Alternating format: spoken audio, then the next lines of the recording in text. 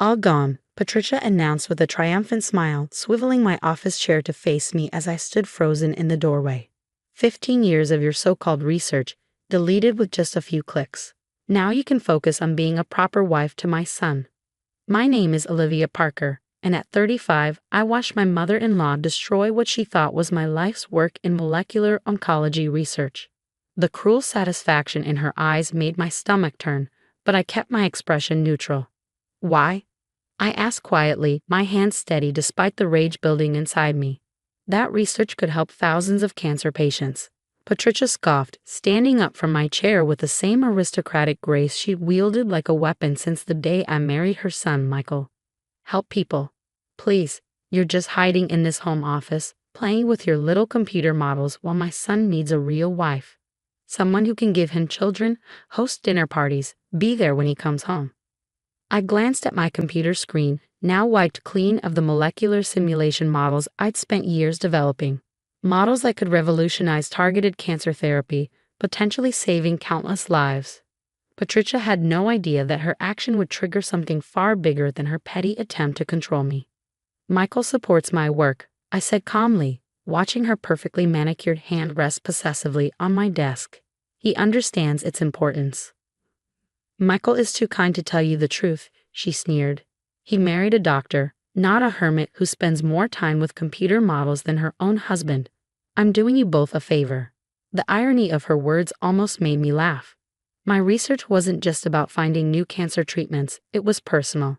I'd watched my own mother fade away from breast cancer when I was 16, helpless as traditional treatments failed her. That loss drove me to dedicate my life to finding better solutions, more targeted therapies that could save others from the same fate. I've taken care of everything else too, Patricia continued, picking up her designer handbag. All your external drives, cloud accounts, everything. It's time you accept your real role in this family. I sat down at my desk, my fingers hovering over the keyboard. You access my private accounts. Obviously, she rolled her eyes. Your passwords weren't that difficult to figure out. Really, darling, using your wedding date? Amateur. What Patricia didn't know was that those weren't my real research accounts. After years of dealing with her interference in every aspect of my life, I'd learned to be prepared. The data she deleted was a decoy. Carefully crafted duplicates of my actual research files maintained specifically for this kind of situation. You're right about one thing, I said, looking up at her. I should have been more careful with my passwords. She mistook my calm for defeat. Finally, you're seeing reason. Now, I've arranged for you to join the hospital's charity committee. Much more suitable for a doctor's wife than this endless research.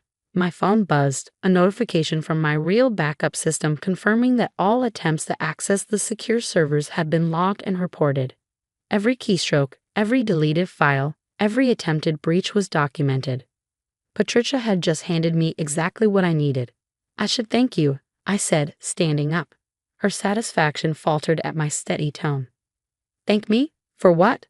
For proving exactly what I've been telling Michael for years about you. About your need to control everything, your complete disregard for boundaries, your willingness to destroy anything that doesn't fit your narrow view of what your son's life should be. Her face darkened. How dare you? After everything I've done for this family. Everything you've done.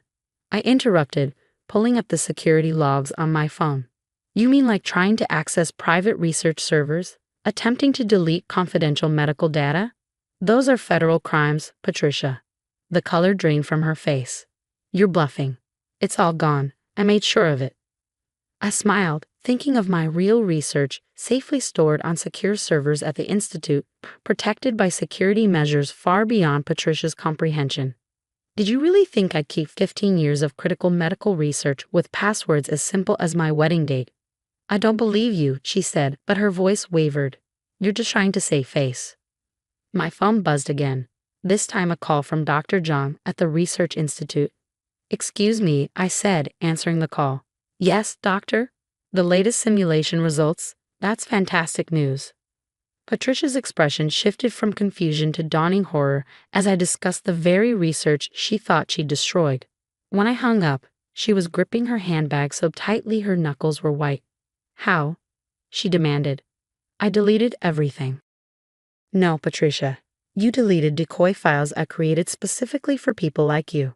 People who think they have the right to control others, to destroy what they don't understand. I turned my computer screen toward her, showing the login page for the Institute's secure server.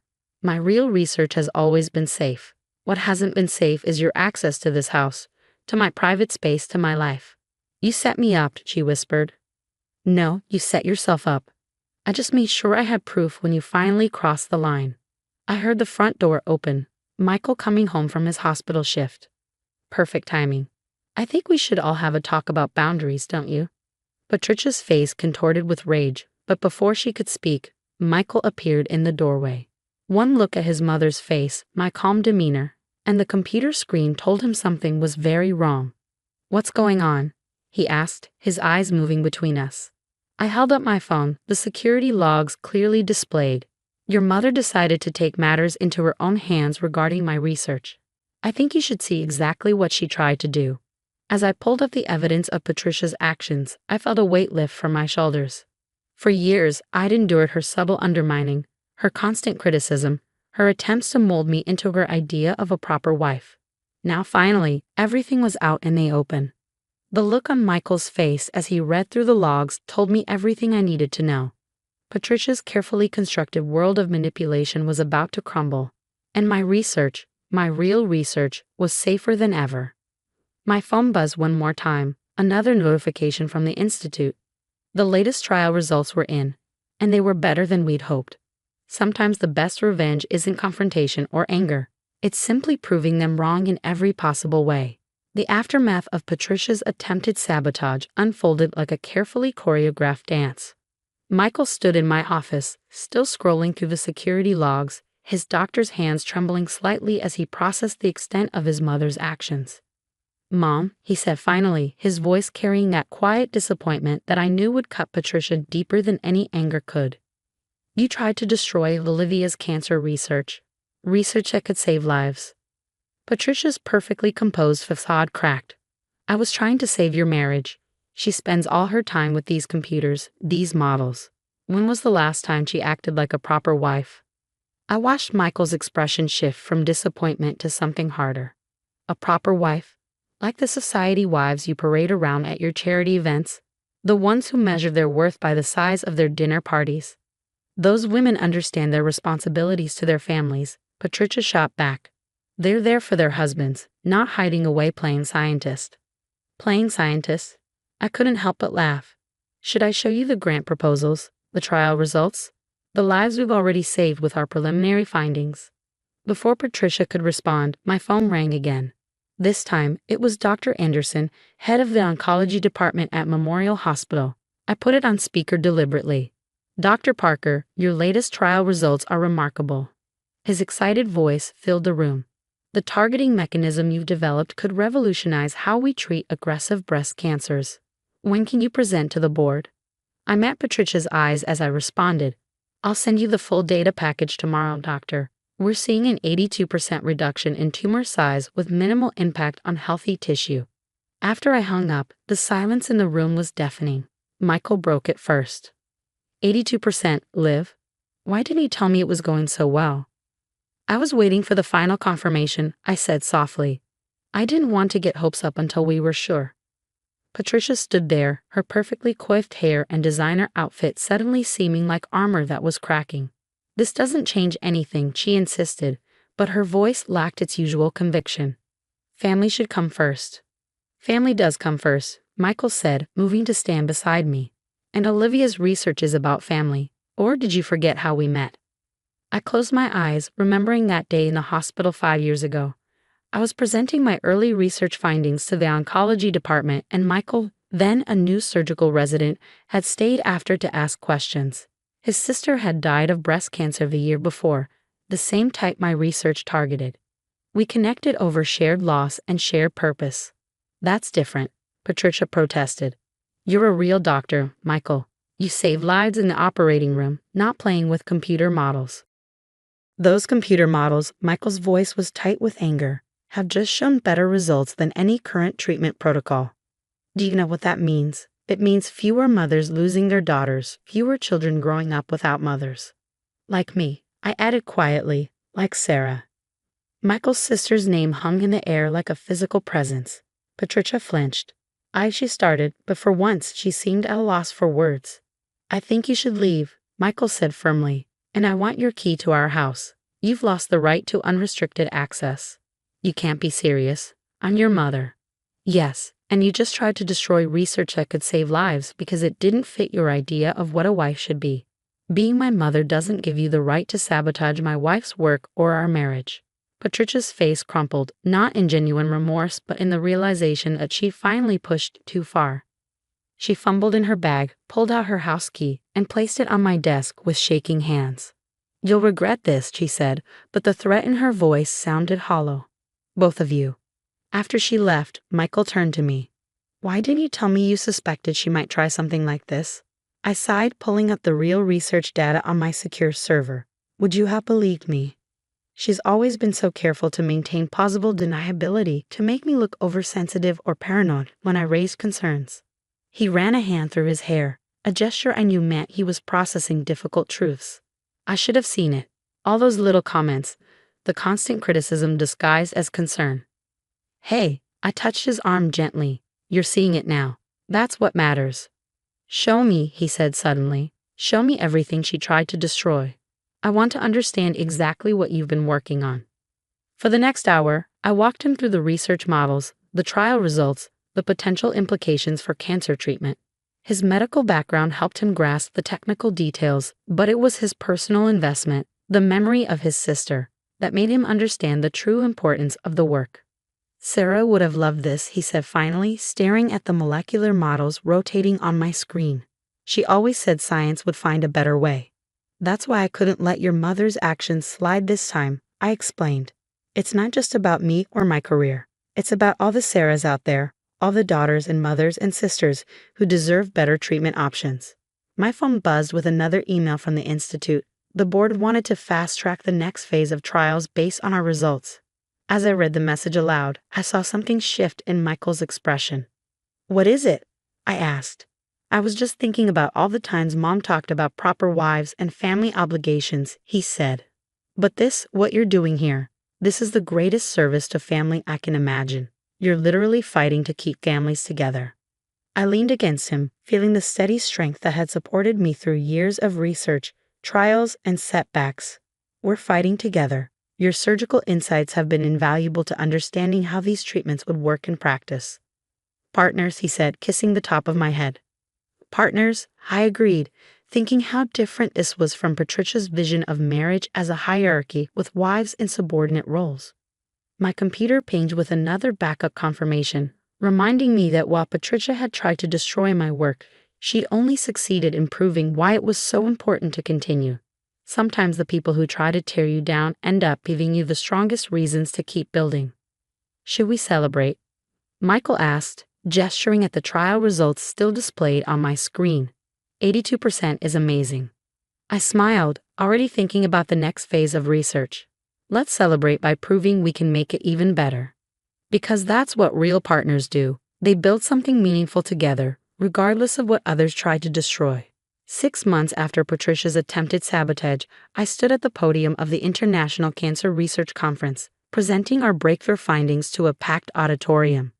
In the front row, Michael beamed with pride, while hundreds of oncologists and researchers listened intently to how our targeting mechanism was revolutionizing cancer treatment. The Phase 2 trials have shown a consistent success rate of 87% in reducing aggressive tumor growth. I explained, clicking through slides of before and after imaging. More importantly, patient recovery times have been cut in half due to minimal impact on surrounding healthy tissue. The questions that followed were thoughtful and enthusiastic. As I addressed each one, I couldn't help but think about Patricia's words. Playing scientist. If she could see this moment, see how our research was already saving lives, would she understand what she tried to destroy? After the presentation, Dr. John approached us, her eyes bright with excitement.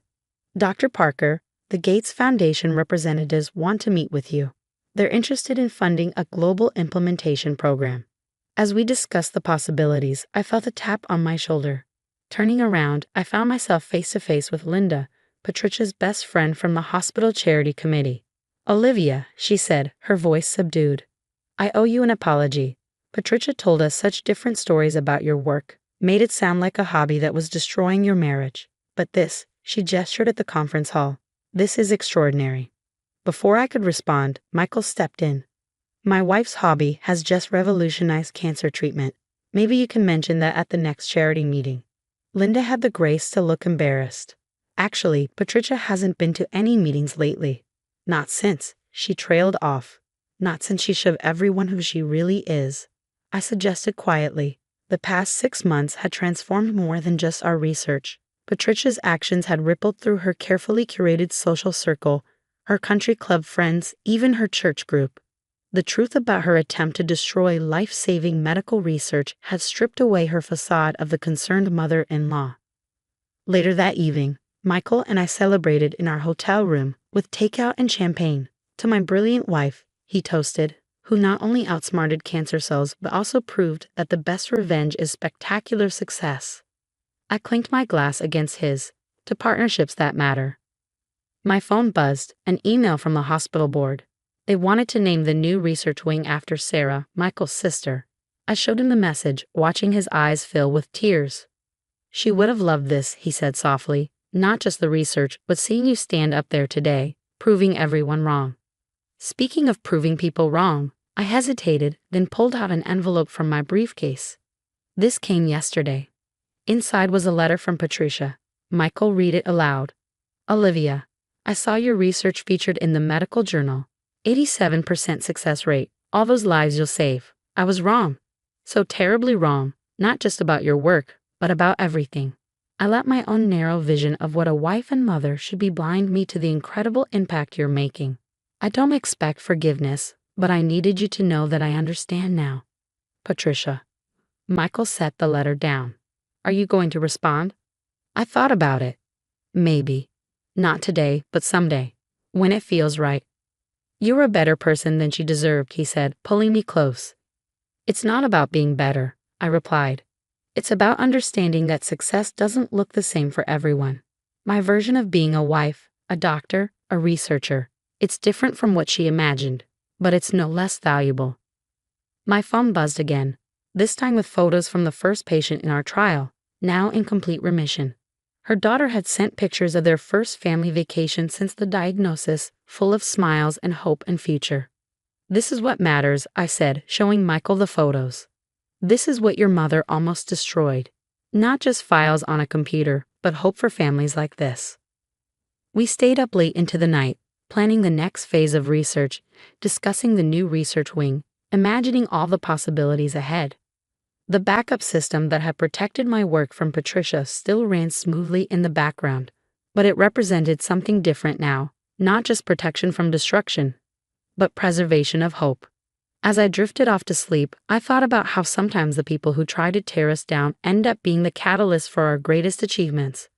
Patricia had tried to force me into her mold of a proper wife, but in doing so, she'd only proved why it was so important to be exactly who I was, a researcher, a doctor, a wife who showed love through dedication to saving lives. The next morning, I had one more presentation to give, this time to a group of young female medical students. Looking out at their eager faces, I knew that the story they needed to hear wasn't just about molecular research or cancer treatments. It was about standing firm in your convictions, protecting your work, and proving that success comes in many forms. Because sometimes the best response to someone trying to delete your dreams is to back them up, stand your ground, and show the world exactly what they tried to destroy.